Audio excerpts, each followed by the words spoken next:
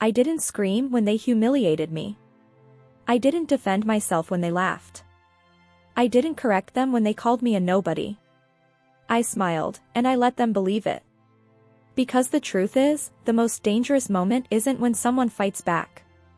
It's when they go quiet and start planning. If you've ever been underestimated.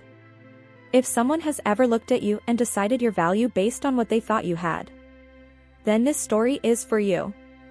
Stay with me until the end, not because of revenge, but because of justice. Because sometimes, the truth doesn't knock. It waits, and then it walks in when everyone is watching. And if, at any point, you feel this story tightening your chest, like it's touching something personal, tap like. Not for me. For yourself. Leave a comment if you've ever been the invisible one. And subscribe, because stories like this remind us of something powerful. Silence is not weakness. It's preparation. My name is Isabella Carter, and for most of my life, I was the daughter people learned to overlook. At 31, I had mastered the art of appearing small. I dressed simply, spoke only when necessary, and never corrected anyone when they underestimated me. Not because I believed them, but because I understood something they didn't. People reveal their true nature when they think you don't matter. In my family, I never did. My older brother, Daniel, was the golden child. The one my mother, Margaret, bragged about to neighbors and distant relatives. His mistakes were called phases. Mine were called a proof. Proof that I was different. That I was the wrong kind of daughter. They didn't know that at 18, I had left home with 2 suitcases and no safety net. That I had cleaned hotel rooms until my hands cracked, memorized balance sheets during lunch breaks, and listened more than I spoke. They didn't know that I built a hospitality empire in silence, 12 hotels, hundreds of employees, all under names carefully chosen to never point back to me. I never told them. Not out of fear. Out of control. For years, I sent my parents money anonymously. Paid off debts they never questioned. Watched how easily gratitude disappeared when it had no face. That taught me everything I needed to know.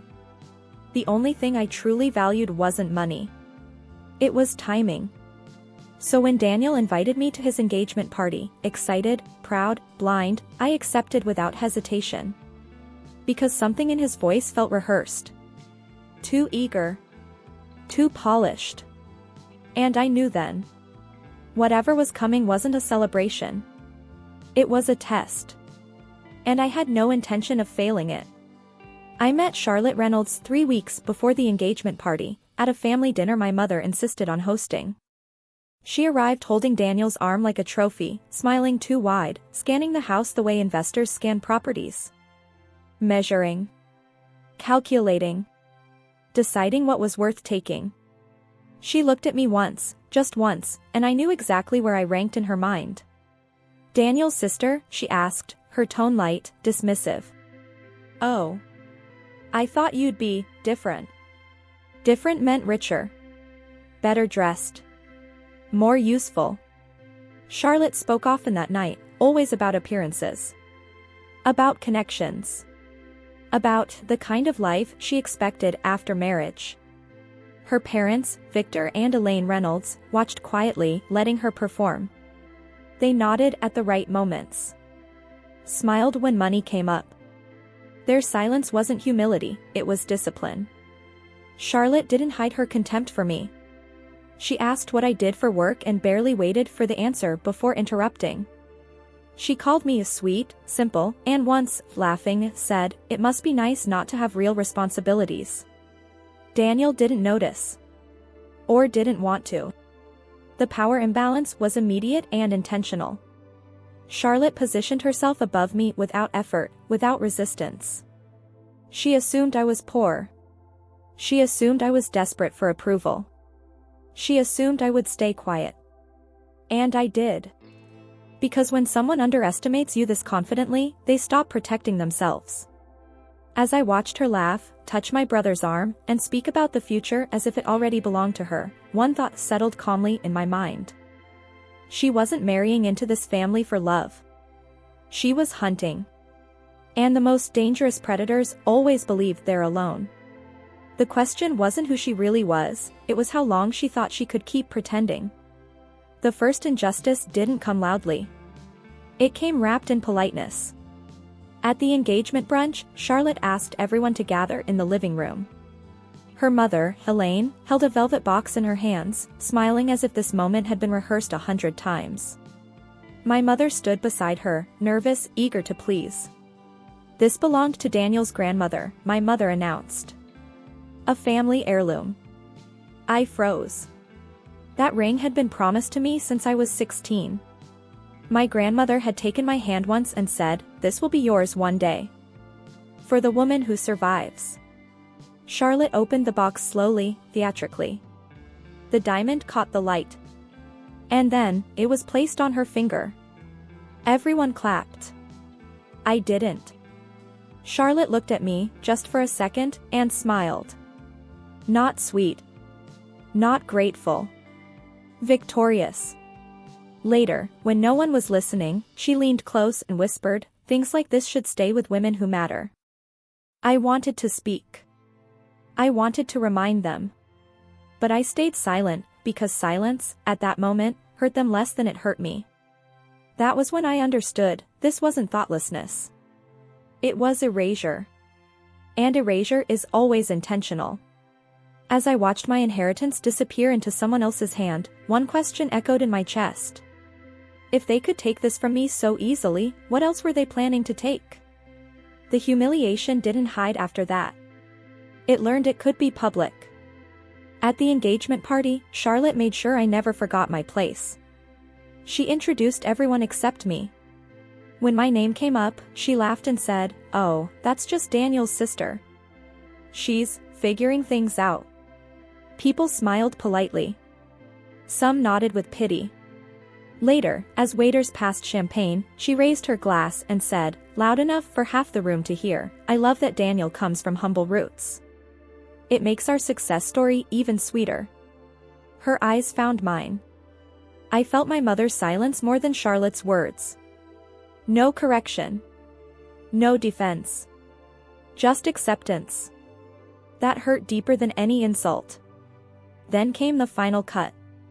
Charlotte leaned toward me and said, smiling, "After the wedding, you should probably keep your distance. New families need space.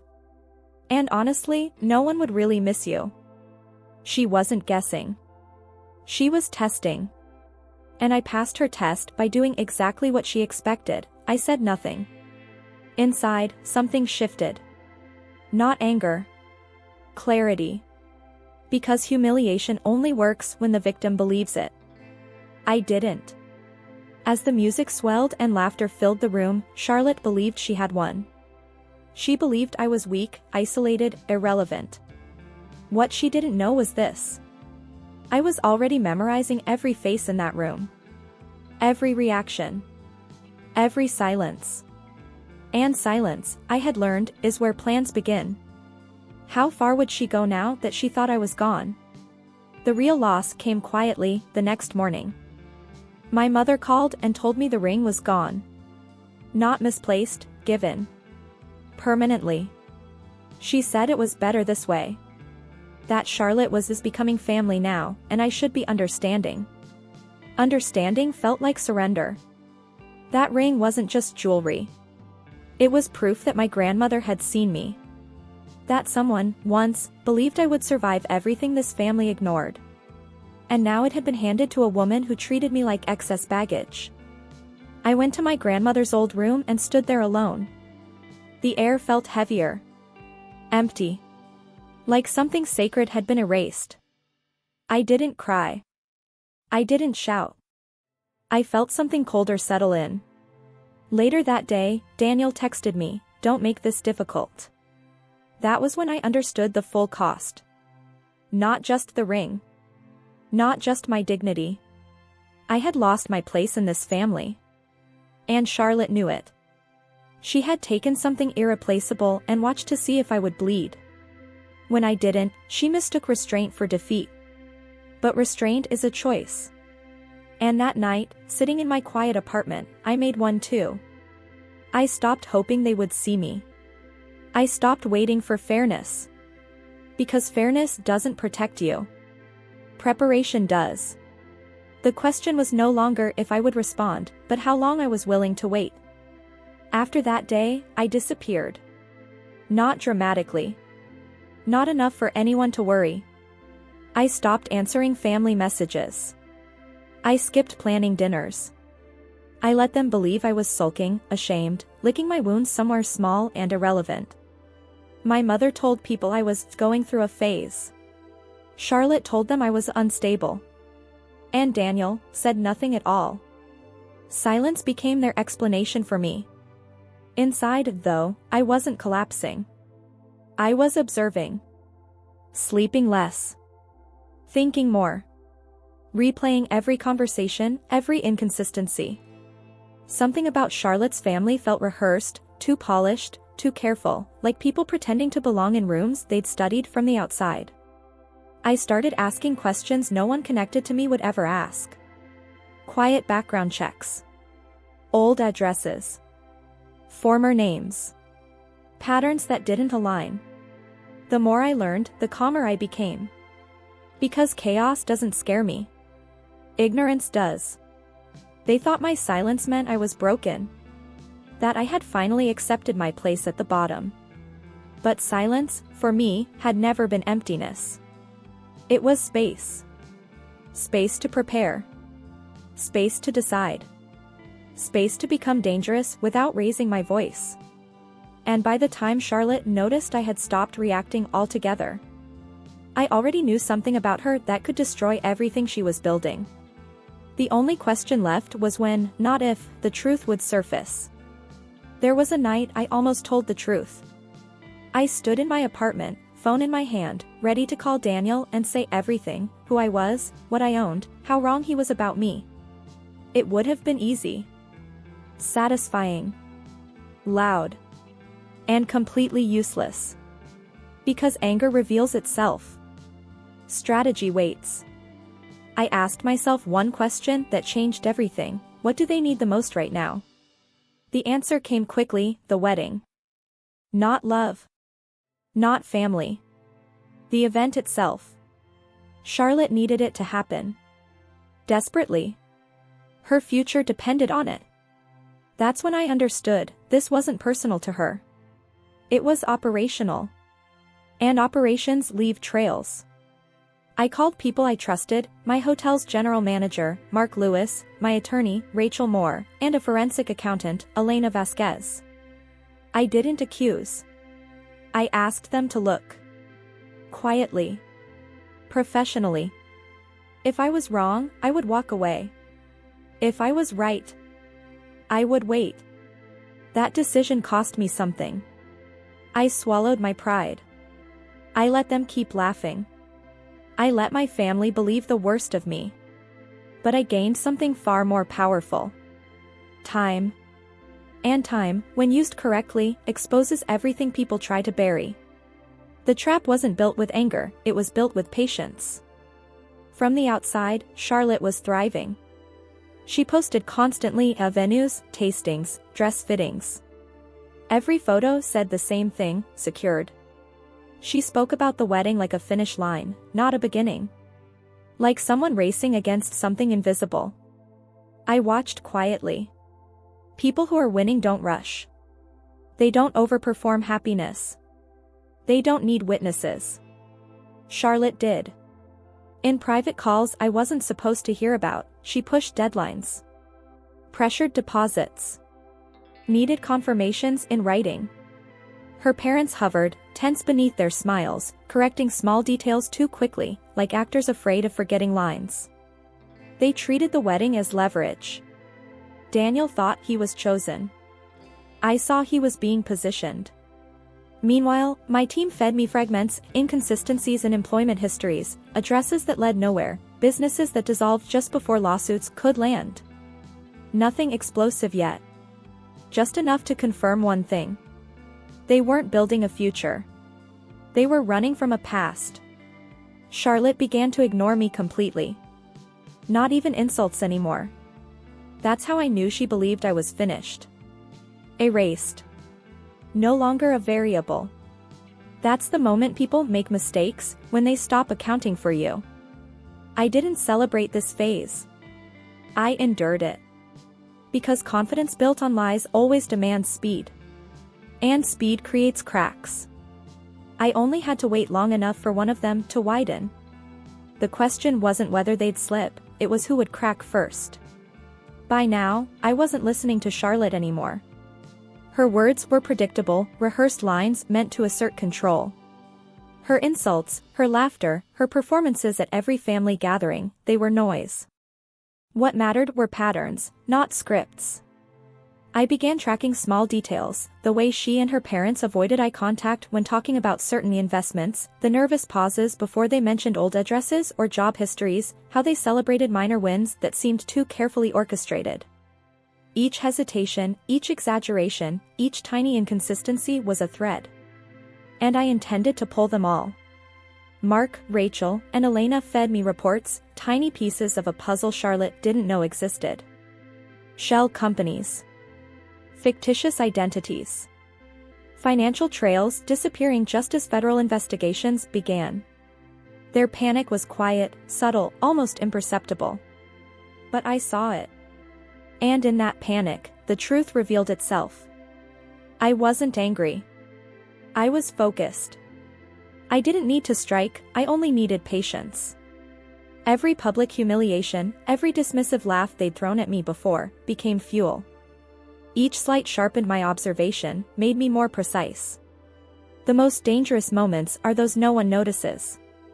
The ones where people believe they're winning. And that's exactly where they were now, blind, exposed, and thinking they were untouchable. How long until their own arrogance turned into the trap? I didn't make a scene. I didn't confront anyone. That would have been reckless. My first move was invisible, a ghost in the background, unnoticed, deliberate. I had discovered Charlotte's real name, her parents' false identities, and a trail of fraud tied to a scheme under federal investigation. But exposing it now would ruin the timing. So I began quietly tightening my net. I instructed Elena to trace every transaction linked to the Reynolds family, every shell company, every false claim. Rachel prepared legal notices and subpoenas, ready to act the instant the plan triggered. Mark coordinated discreet surveillance, photos, receipts, patterns, nothing that would tip them off. I also began testing their reactions. Small, harmless probes, subtle questions, fake misunderstandings, implied scrutiny. Charlotte panicked in invisible ways, tightening her grip on Daniel, rushing her parents, showing cracks in confidence she thought she hid. I stayed in the shadows. Calm. Observant. Strategizing every ripple before it became a wave. For months, every action I took was measured, every silence a weapon. And each night I reviewed their weaknesses, cataloged them meticulously. They believed they had one. They believed I was irrelevant. But every empire has a moment of reckoning, and mine was coming. The question wasn't whether the trap would spring, it was when they would walk right into it. Just when the plan seemed airtight, a threat appeared, subtle, nearly invisible, but dangerous. One of Charlotte's distant business associates, unaware of the investigation, started asking questions about her parents' past companies. They sent emails, requesting verification of documents. A casual slip, but enough to risk alerting Charlotte and Victor to federal scrutiny. For a moment, my chest tightened. One careless exposure could unravel months of preparation. I felt the weight of control slipping. But panic wasn't an option, it never is. I instructed Elena to intercept, redirect, and secure every communication. Rachel prepped rapid responses, framing inquiries as routine legal audits. Mark positioned discreet surveillance to ensure no one could tip off Charlotte without it being noticed. While I appeared silent, my mind raced. I anticipated Charlotte's reactions, predicted her anxieties, and prepared contingencies. Every move they made now, every tiny hesitation or overcorrection, fed my understanding of their vulnerabilities. I realized then, control isn't about stopping mistakes. It's about knowing which mistakes will hurt them the most when the time comes. And even as the threat loomed, I felt a cold certainty. The trap wasn't compromised. Not yet.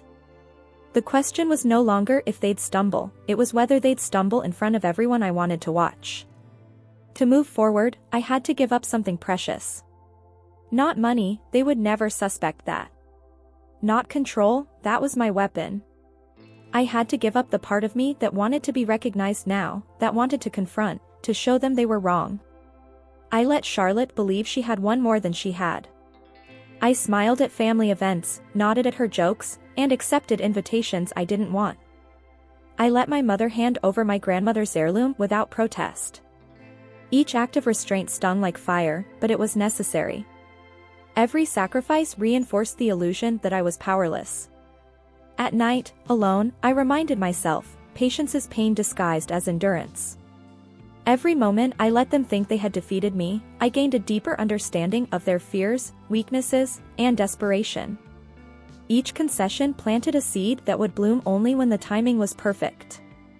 I also realized something vital: a sacrifice is only meaningful if it hurts internally but strengthens externally.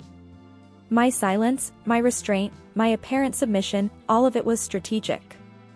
And as I watched Charlotte preen in her assumed victory, I whispered to myself, they have no idea how much I've already won. The final pieces were nearly in place. The trap was ready. All that remained was the moment to strike. The night of the engagement arrived, grander than anyone expected. Chandeliers reflected their carefully curated smiles, the music hummed like anticipation, and Charlotte moved through the room as if the world belonged to her. I stayed in the shadows, calm. Mark ensured every camera angle, every exit, every conversation was accounted for. Rachel double-checked the legal documents, Elena confirmed financial records and falsified identities. Federal agents waited quietly, blending into the crowd like ghosts. Charlotte believed her victory was complete. She had convinced herself that the wedding secured her future, and that I had been rendered irrelevant. Her arrogance was a gift. I made a single gesture, subtle, nearly invisible. A nod to Rachel. A glance at Mark. And the pieces began to move. Screens hidden around the ballroom flickered on. Names, documents, financial statements, identity verifications, and mandates flashed across monitors. Gasps filled the room. Charlotte froze. Victor and Elaine's smiles crumbled. No one could escape. The evidence was undeniable. Federal agents stepped forward, calm but unyielding. The empire Charlotte had built on deception collapsed before every witness she had hoped to impress. I smiled quietly, letting the silence say what my words never could. Timing, patience, and strategy, that's how the quietest person wins. The room went still. Every eye fixed on the screens, then on me. I stepped forward, not arrogantly, not triumphantly, just calmly, the way someone reveals the truth that was always theirs to reveal. I'm Isabella Carter, I said. My voice carried through the hall. Owner of the Carter Hospitality Group. CEO of 12 hotels across 3 states. And the person who has been quietly protecting this family while the Reynolds family built their lies. Gasps. Whispers. Charlotte's face went pale, her parents' smiles frozen, Daniel's jaw tightened in shock. She tried to interrupt, to scream, to blame me, but the screens told the story louder than her words ever could. Federal agents stepped forward, reading warrants, and the room filled with the sound of authority, not hysteria. Charlotte lunged, desperate, her control slipping like sand through her fingers. Daniel finally took her hand away, eyes meeting mine for the first time with real understanding. The power had shifted, not through anger, not through confrontation, but through calculated patience and unwavering observation. Every insult, every dismissal, every moment they thought I was nothing had built to this. Every slight had become evidence, every laugh a step closer to justice. In that moment, I understood fully, the quietest people are the most dangerous when underestimated. And the world watched, finally seeing the truth I had always carried alone. The arrests were swift. Charlotte and her parents were led away, their carefully crafted lies exposed to the world. The engagement was cancelled in front of every guest, and news crews arrived hours later to report what had unfolded, a scandal, yes, but also a story of quiet resilience finally recognized. Daniel approached me after the crowd dispersed. His eyes were raw, no longer the smug pride of before. I didn't see. I never saw what you were doing, he whispered. I'm sorry, Isabella. Truly. My mother, Margaret, returned the heirloom she had so carelessly handed away. For the first time, I saw her regret, not fully understood, but present. I let her hand the ring back without a word, because some apologies don't need speeches. Some truths only need to be acknowledged. I didn't need applause. I didn't need revenge. I had restored balance and reclaimed my story. I had saved my family from ruin, even when they never deserved it, and, in doing so, proved that patience and strategy speak louder than insults. Months later, I launched a scholarship for young women from humble backgrounds, a way to give strength where the world expected weakness. I defended people judged by appearances, challenged assumptions, and continued building my empire quietly but undeniably. Charlotte's downfall was a warning, but my story was a lesson. Underestimating someone who moves silently is a fatal mistake. The best revenge doesn't scream. It waits. And when it arrives, it cannot be ignored. Who in your life are you underestimating right now? If this story kept you on the edge of your seat, hit like, not just for me, but for every moment you've ever been underestimated and proven stronger than anyone imagined. Share your thoughts in the comments. Have you ever been in a situation where silence and patience were your greatest weapons? And don't forget to subscribe, because stories like this remind us that the quietest people often hold the most power, and you won't want to miss the next one.